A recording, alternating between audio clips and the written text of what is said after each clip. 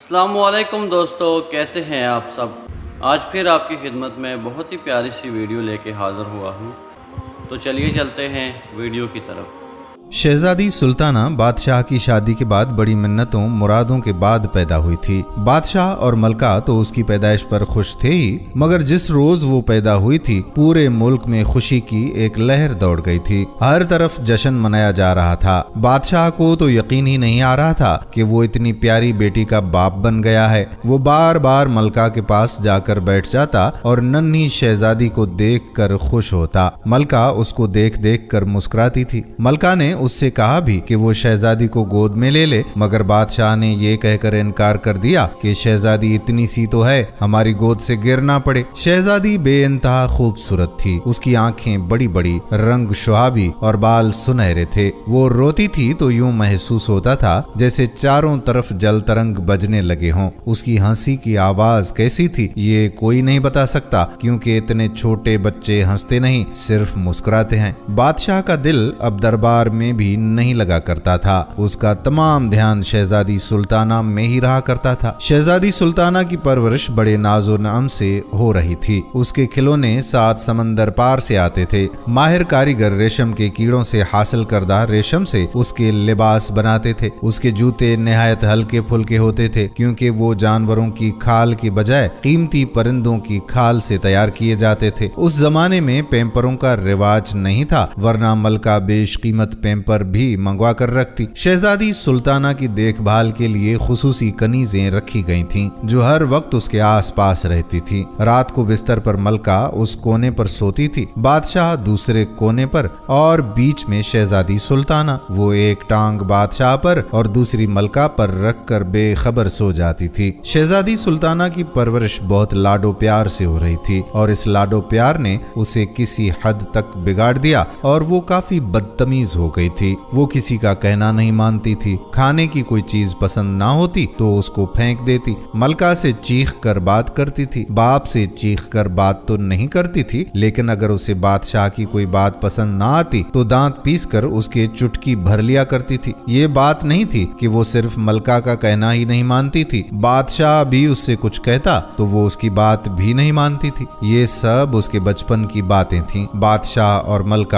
ان باتوں کو اس لیے نظر انداز کر رہے تھے کہ وہ بچی تھی اور اکلوتی تھی، اور شادی کے بعد سالوں بعد پیدا ہوئی تھی۔ مگر بادشاہ کا ماتھا اس دن ٹھنکا جب اپنی 16ویں سالگرہ کی تقریب میں غصے میں آ کر اس نے کیک کو زمین پر گرا دیا۔ اس تقریب میں وزیر، مشیر اور امراء اپنی بیگمات کے ساتھ شامل تھے۔ شہزادی سلطانہ کی اس حرکت سے بادشاہ کی سخت بے عزتی ہوئی تھی۔ وہ محل سے اٹھ کر چلا گیا۔ خود ملکہ بھی سناٹے میں رہ گئی تھی۔ اس نے شہزادی کو سرزنش کی تو شہزادی اس سے بدزبانی کرنے لگی۔ اس نے میز پر رکھے ہوئے مشروبوں کے پیالے زمین پر پٹخ دیے اور روتے ہوئے اپنے کمرے میں چلی گئی۔ اگلے روز اس کے اس سلوک کا چرچا جگہ جگہ ہونے لگا۔ لوگ سخت افسوس کر رہے تھے کہ ان کا بادشاہ کس قدر اچھا اور رعایا کا پرور ہے، مگر اس کی بیٹی کو دیکھو، نہایت چڑچڑی، بد دماغ اور بد اخلاق ہے۔ اللہ ایسی بیٹی دشمن کو بھی نہ دے۔ بادشاہ کے کانوں میں بھی یہ باتیں پڑنے لگی تھیں۔ وہ بہت غمزدہ تھا۔ اسے اندازہ ہو گیا تھا کہ اس کے اور ملکہ کے لاڈو پیار نے شہزادی کو 2 کوڑی کا کر دیا ہے۔ غلطی انہی کی تھی، مگر اب کیا ہو سکتا تھا؟ ملکہ بھی بہت پریشان تھی۔ سالگرہ والے واقعے کے بعد بادشاہ اور ملکہ نے شہزادی سے بات چیت کم کر دی تھی، مگر شہزادی کو اس بات کی کوئی پرواہ ہی نہیں تھی۔ اپنی غلطی اگر تسلیم کرتی تو خود کو بدلنے کی کوشش کرتی، مگر اس نے آج تک خود کو غلط سمجھا ہی نہیں تھا۔ بادشاہ چپ چپ رہنے لگا تھا۔ اگر ایسی بیٹی کسی اور کی بھی ہوتی تو وہ بیچارہ بھی چپ چپ ہی رہتا، اور کیا کر سکتا تھا؟ بادشاہ کو یوں چپ چپ دیکھ کر ایک روز اس کے وفادار اور عقل مند وزیر نے کہا کہ جہاں پناہ، ایسے تو حالات ٹھیک نہیں ہوں گے، ان کو ٹھیک کرنے کی کوئی تدبیر کرنا ہوگی۔ میرا تو خیال ہے کہ شہزادی صاحبہ کی شادی کر دی جائے،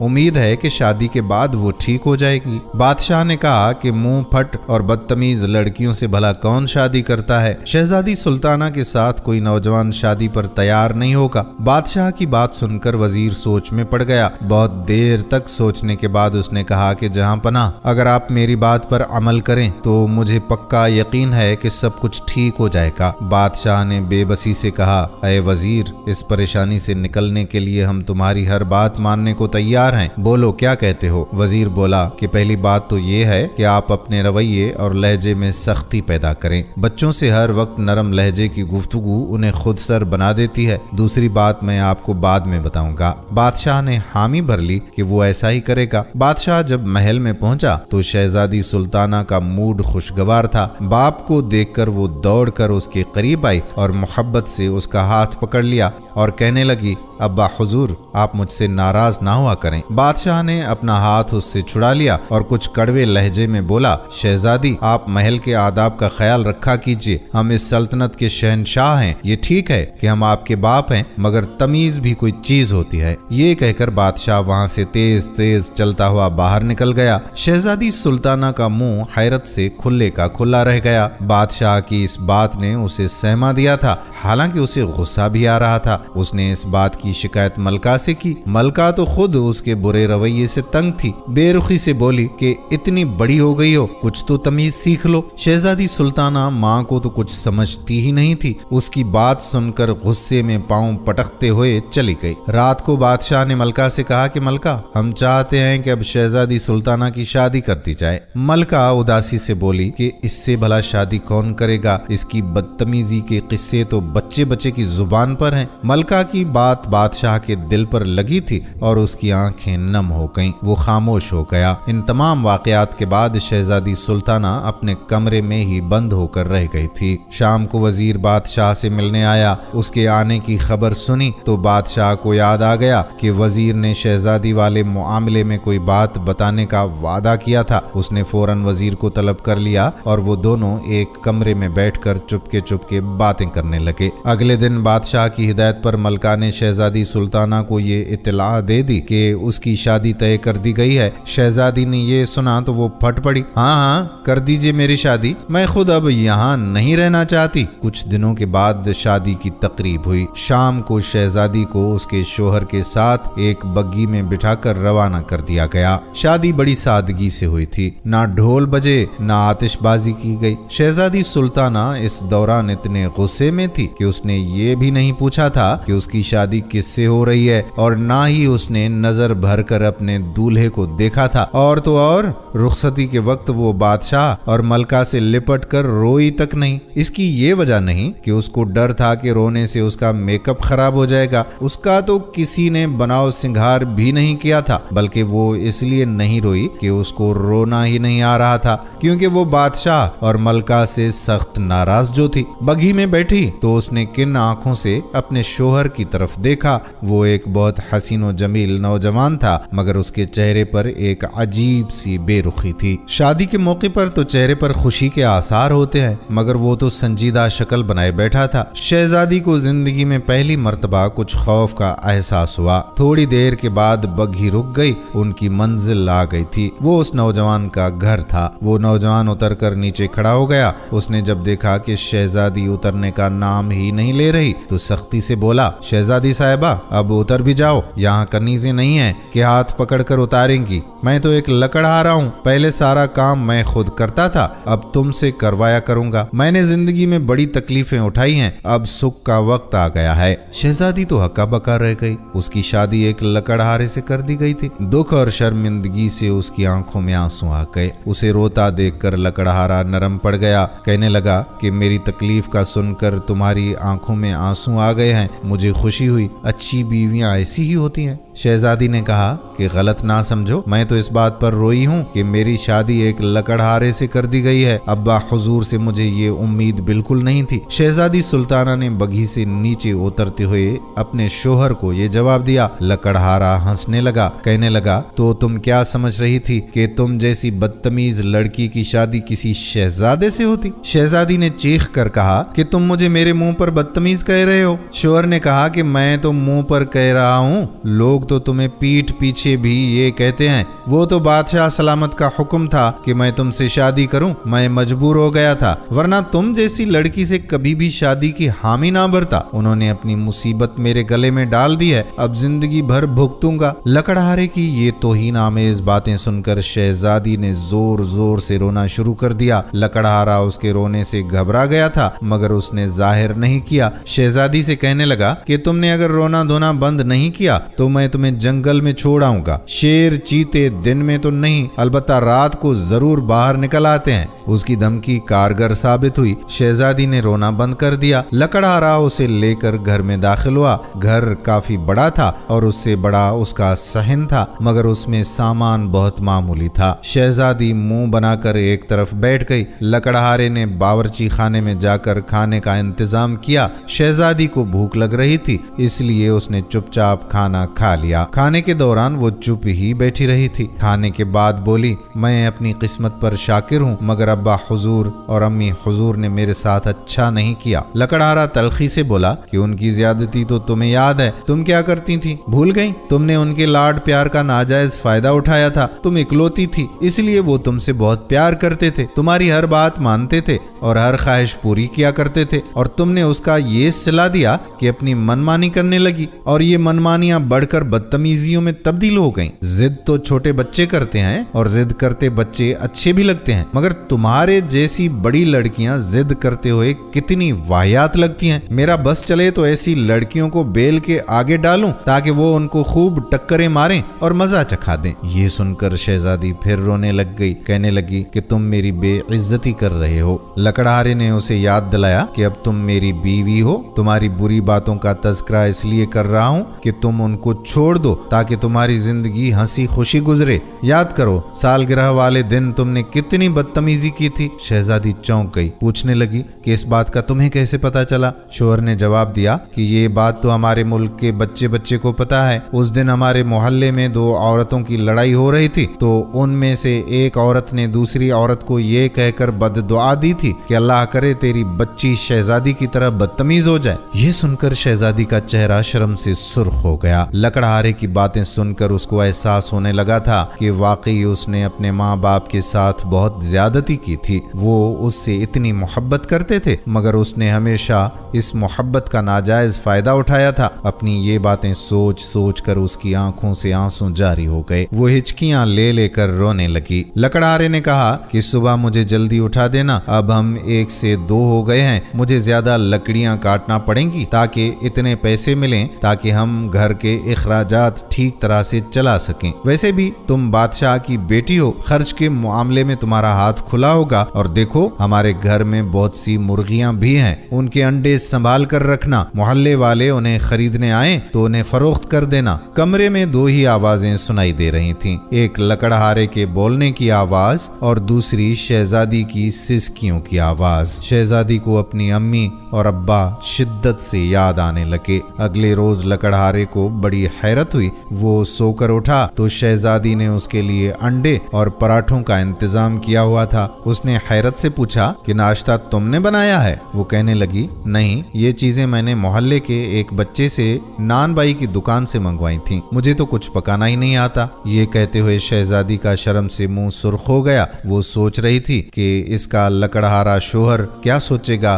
कि ये इतनी बड़ी हो गई है और इसे खाना भी पकाना नहीं आता। लकड़हारा शाम को घर आया तो उसे सुबह से भी ज्यादा हैरत हुई। शहजादी कमर से दुपट्टा बांधे सहन में झाड़ू दे रही थी। मुर्गियां उसके आगे पीछे फिर रही थीं। घर का दरवाजा हालांकि खुला हुआ था, मगर वो शहजादी के पास से भागकर बाहर नहीं गई। लकड़हारे ने कहा कि देखो, मैं तुम्हारे लिए क्या लाया हूँ। वो जल्दी से उसके पास आई। वो एक बदली हुई लड़की लग रही थी। उसके चेहरे पर अब वो वहशत और करख्तगी भी नजर नहीं आ रही थी जो लकड़हारे ने कल देखी थी। लकड़हारे ने बहुत सारे सुर्ख सुर्ख बैर उसके हाथों पर रख दिए और कहा कि इन्हें मैंने जंगल में से तुम्हारे लिए तोड़ा था। उसने खुश होकर उन्हें ले लिया और मजे से खाने लगी। कहने लगी कि ये तो बड़े मजे के हैं। उसकी आवाज सुनकर लकड़हारे को बहुत अच्छा लगा। ऐसा लग रहा था जैसे कहीं कहीं आसपास जल तरंग बज उठे हों। कल तो शहजादी की आवाज ऐसी थी कि उसे सुनकर लकड़हारे का दिल चाह रहा था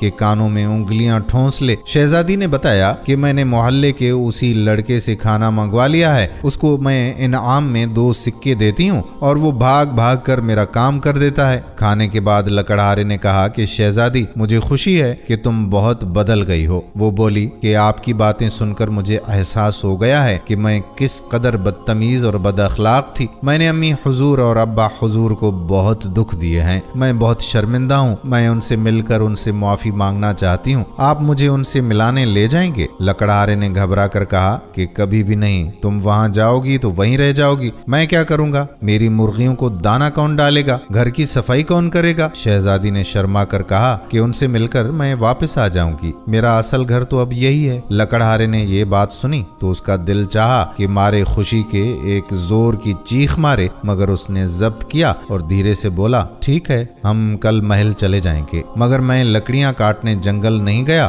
तो पैसे नहीं मिलेंगे। उसकी इस बात पर वो कहने लगी कि इसकी तो तुम फिक्र ही मत करो। मैंने बहुत सारी अशरफियां जमा कर रखी हैं जो महल में मेरे कमरे में ही हैं। मैं वो भी लेती आऊंगी। अगले रोज वो लोग महल पहुंच गए। उन्हें देखा तो मलका ने जल्दी से शहजादी को गले से लगा लिया और रोने लगी। बादशाह को भी इतला मिल गई थी, वो भी वहां आ गया। उसे देखकर शहजादी रोते हुए उससे लिपट गई। कहने लगी, अब्बा हुजूर, मुझे माफ कर दें। मुझे अपनी गलतियों का एहसास हो गया है। मैंने आप लोगों को बहुत तंग किया था और अपनी हरकतों से आपको बहुत दुख पहुंचाया था। मैं वादा करती हूँ कि अब आइंदा ऐसी कोई हरकत नहीं करूंगी। ये सुनकर बादशाह की आंखें नम हो गई थीं। उसने भी शहजादी को मोहब्बत से लिपटा लिया और बोला, गलतियां बच्चे ही करते हैं, बड़ों का फर्ज है कि उन्हें माफ कर दें। बेटी, हमें तुमसे कोई शिकायत नहीं है, बल्कि इस बात की खुशी है कि तुम्हें अपनी गलतियों का एहसास हो गया है। फिर वो लकड़हारे की तरफ मुतवज्जा हुआ और कहने लगा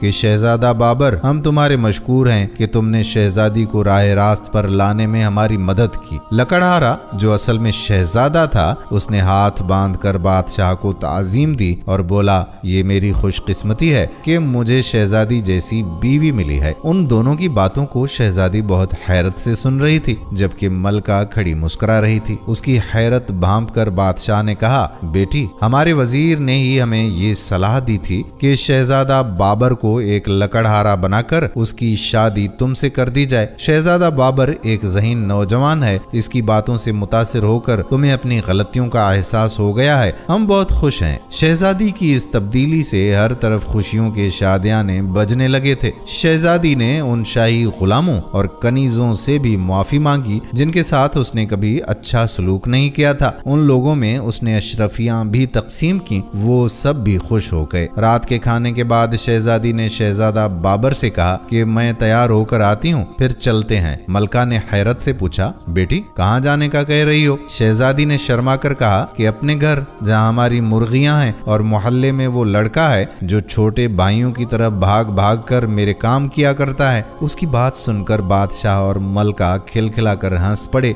बहुत दिनों बाद महल में उन दोनों की हंसी लोगों ने सुनी थी। खैर, बादशाह ने दोबारा तो उनको वहां नहीं भेजा। मुर्गियां उसने महल में ही मंगवा ली ताकि शहजादी खुश हो जाए। उस लड़के को जो बाजार से शहजादी के लिए चीजें खरीद कर लाया करता था, शहजादी ने बहुत से तोहफे भिजवाए थे। फिर कुछ दिन महल में गुजार कर शहजादा बाबर शहजादी सुल्ताना को लेकर अपने मुल्क रवाना हो गया और दोनों हंसी खुशी जिंदगी गुजारने लगे। जी दोस्तों, तो आपने देखी आज ये बहुत ही खूबसूरत सी वीडियो और आपको पसंद आई होगी और सब्सक्राइब करना ना भूलें। मिलते हैं नेक्स्ट वीडियो में, तब तक मुझे इजाज़त दीजिए। अल्लाह हाफिज़।